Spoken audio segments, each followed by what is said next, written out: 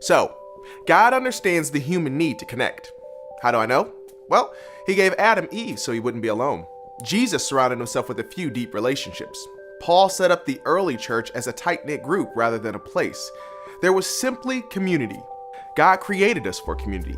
Jesus illustrated community. The church practiced community. So that's your goal, to connect the faith of your few to a community. So, how do you create this community? It's really pretty simple. It means you show up. You choose to be present. That means you, 1, show up predictably. For most of you, that means you're there weekly.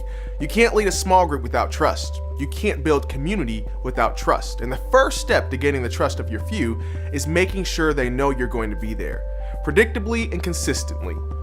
This is the most important thing you can do, because everyone needs someone who knows their name and what's happening in their life. 2, show up mentally. It's one thing to show up physically. It's an entirely different thing to show up physically and mentally.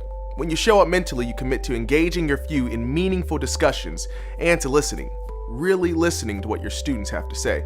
It means leaving email and Twitter at the door. This means knowing the content ahead of time and being mentally prepared to shed some light, some scriptural insight into their world. And lastly, show up randomly. Never underestimate the power of showing up randomly. This is a phone call, a birthday card, a baseball game, a text message, a Facebook post.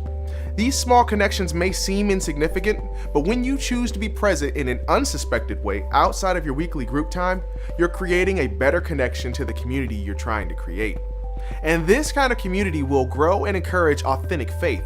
They'll begin to trust you when you show up predictably, show up mentally, and show up randomly.